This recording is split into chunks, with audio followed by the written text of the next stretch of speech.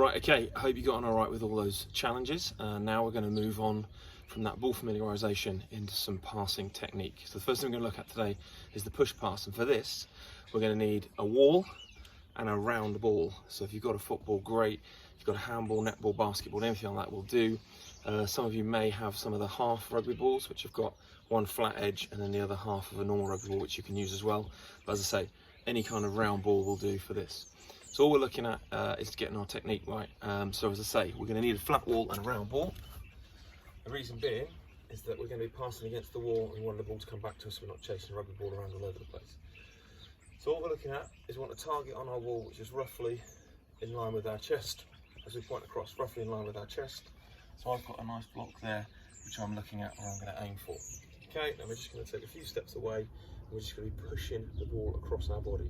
So for this we need to make sure our elbow is nice and high, and all we're doing is we're looking to push, actually hit a nail in the wall there, we're looking to push straight back again, push straight back.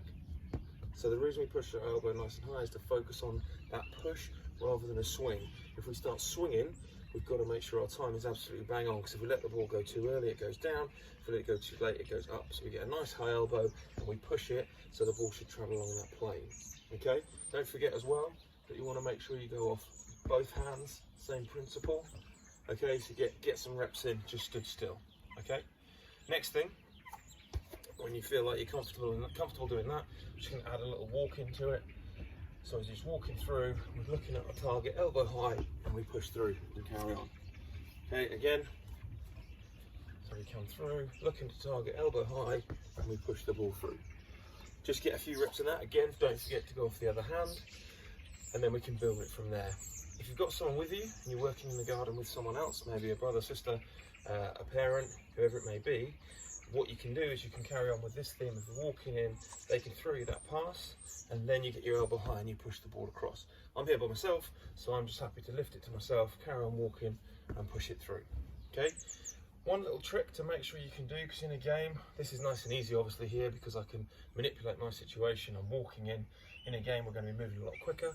So let's step the pace up a little bit. But one thing that we want to do is practice passing off what we call our closed hip. Okay, so it's all well and good when we get here and we can put our outside foot forward, which allows our body to turn and push the ball into that space. But actually, often in a game, it might be that we need to pass when we've got our inside leg forwards. So our body is actually pointing straight or slightly off to this side.